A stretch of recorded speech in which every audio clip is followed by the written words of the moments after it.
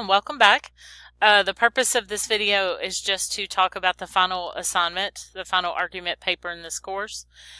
Please note there's some pretty hefty deductions on this for some things that need to be present. So when you look through this, it tells you to read the writing prompt and rubric carefully. Those are combined into this one document now.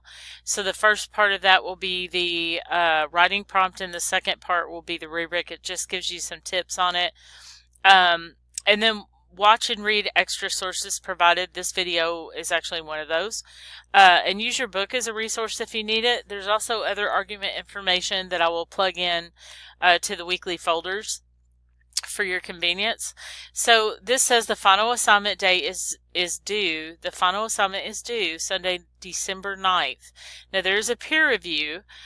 December 4th is the original post date where you post your full essay for review, and then you tell another student that you're going to review their paper, and the final return peer review for them is on December 7th. So please keep that in mind as you go through this. You only have a couple days to turn that paper around.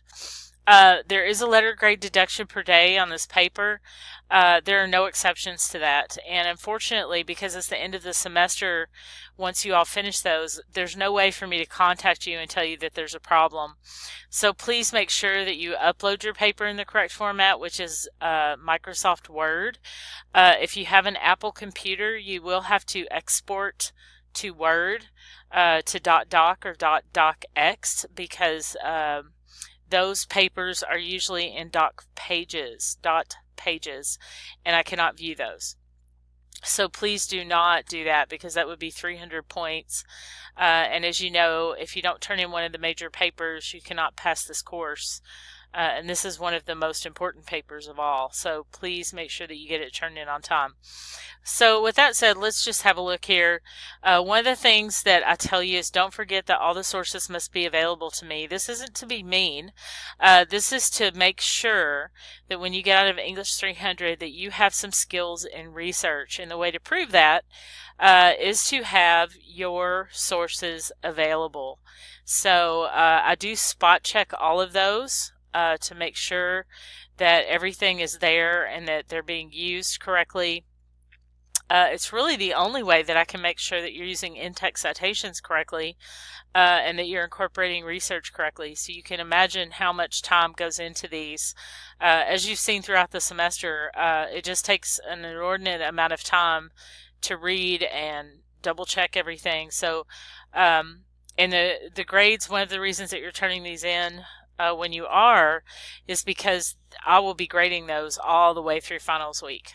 So be patient as I work through those. They will be in on time, the grades, so have no fear. If you're graduating, those will be submitted in a timely fashion.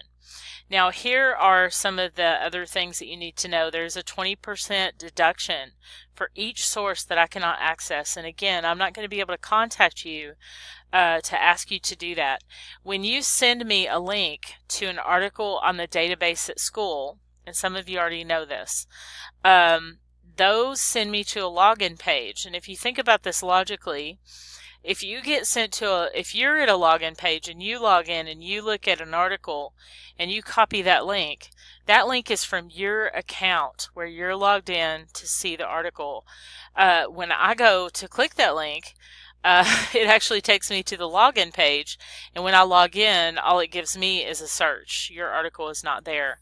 Another problem that will hurt you is if you give me a link that goes to an abstract and not the full document, or if it goes to some page where it says purchase this item.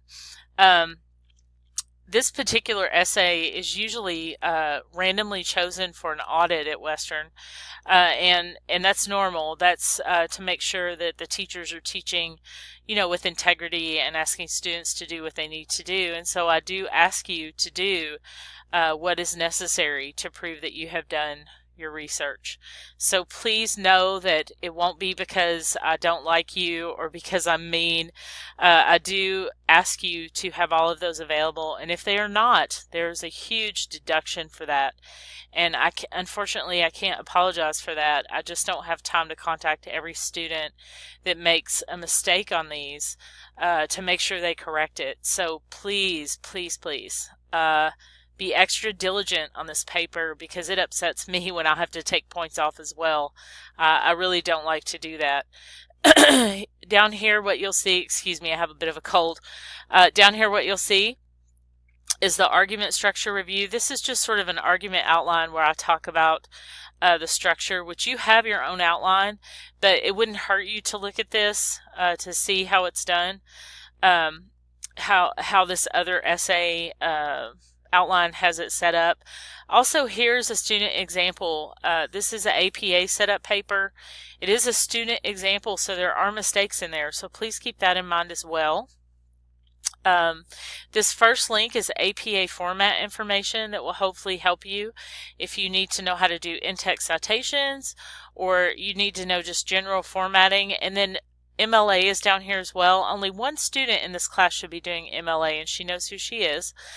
So please, if you were not an MLA to start with, you will not do MLA on this. You must stick with the one that you started with, and those were determined on that introductory discussion board at the very beginning. So some of you have actually been docked points on subsequent essays because you weren't using the correct format. So please make sure on this one especially that you are doing that. So let's have a quick look at the rubric and writing prompt and some of the problems that you can come across. One is that, first of all, this is a very high impact grade. 300 points is a lot, and it is not too difficult to miss out on some points for simple things. So please make sure you're reading all of this and making sure you double check yourself. The first thing you're going to see is that this has to be argumentative. It has to be original. You can't cut and paste, copy and paste information from other papers in this class. You have to use 6 to 10 sources on this, and you did an annotated bibliography, so you should be set. You have to have 4 of the peer-reviewed journal articles. Remember, those peer-reviewed journal articles usually have an abstract at the beginning. They have a volume and issue. They actually say the name of a journal, like educational journal. You know, they have names on them with the journals. They usually have people who wrote those who have credentials. So those are some clues to make sure that you do have those. If you see those, you can bet that those are peer-reviewed journal articles. Now remember, you do have to use relevant articles, so they should be within somewhere around the past 7 years, unless you're writing history or some sort of definition that never changed. Those are some exceptions. So the paper is a minimum of 2,500 words. I don't do page numbers on this. That way, if you mess up on your formatting, you don't get docked crazy amounts of points. So make sure you do your word count. Your word count does not include anything other than your text. So it does not include the cover page information, the references, any charts that you have in there, any abstracts or author's notes. Now, abstracts and author's notes are not required on this essay, and they do not count in the word count. Do not exceed 3,000 words on this. So you need to be lengthy, but you also need to be concise. Because really, once you start looking at these sources, you can really get a lot of information out of these. So please be mindful of your word count. 30 points will be deducted for every 100 words that is missing. So if you have 2,400 words, you will have 30 points docked from your paper. So make sure that you're very diligent in how you're doing this. And there are some guidelines that you'll see later that really restrict you on what you're using. For instance, you're not allowed to use the titles names. That's not good etiquette in higher level research. You'll use the last names of authors when you mention something, or you'll use in-text, you'll use in-text citations anyway, but you'll also use in-text citations. Any paper that does not have at least 2,000 words is an automatic 0. in this class. There is a minimum writing requirement on this final paper. You must satisfy that. So I do have to dock considerable points when that happens.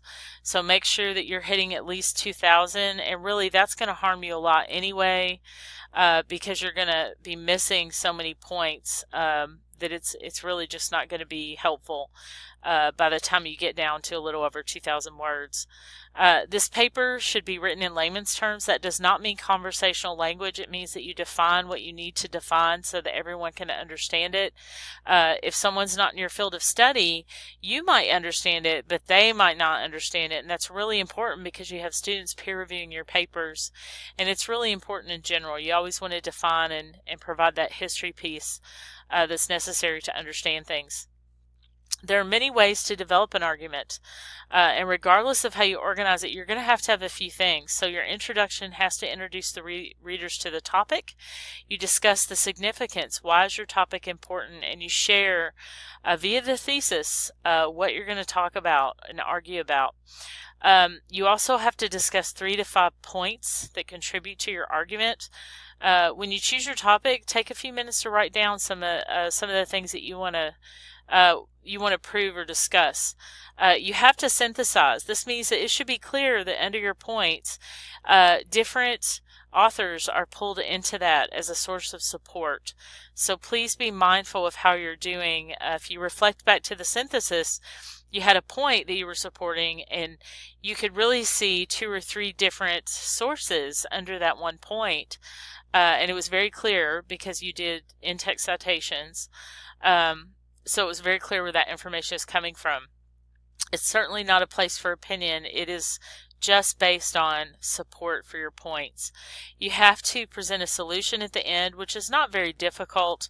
What I'm asking you to think about is you've presented a problem here, and so if you were to ask me or another classmate to go out into the world and begin an action that would affect change in the area that you've discussed, what would that action be? So it's pretty simple. One example was that one lady had done a paper in the medical field, and the way that she wanted to affect change was to educate people. And since we spend a lot of time in a doctor's office room, sometimes we read those signs in there. So her proposal was to raise some money to fund some poster campaigns and ask doctors to hang those in their offices just to educate patients. You know, most people will accept something that's free as long as it doesn't harm their business. So it was actually a good plan. So down here, that's where the call to action is. And then practice good grammar, punctuation style, writing skills. You really want to do your best on this. There is a writing center in Cherry Hall if you're on campus. If not, that information is in the syllabus in our course menu. You can look that up. They can actually work with you across miles, so you would have to use email and things like that to get help, but it is available. Students must have 3 different types of sources. Now, you have to use up to 6. You have to use 6 to 10, but when I say 3 different types, you could have 4 peer-reviewed journal articles, 1 TEDx video, and 1 online, say, magazine article that you felt was credible. So that's what I mean as 3 different types. Down here as you go, you may not reuse anything that you wrote inside or outside of class, but you can use those peer-reviewed journal articles or any other source that you felt was credible. Now, I want to speak to credibility really quickly here. You have to have, unless it's a government or agency document, you must have an author. You must have a date. You know, it really should be within the past 7 or so years, and so you really want to make sure that you have those things in there. I always say in class, if someone won't put their name on a source, then that someone shouldn't be deemed as credible. So keep that in mind, and I'm going to continue on the second part of the video, so I'm not giving you huge chunks of video, but I'm going to stop this video and start the next one, so you'll have 2 parts to review this.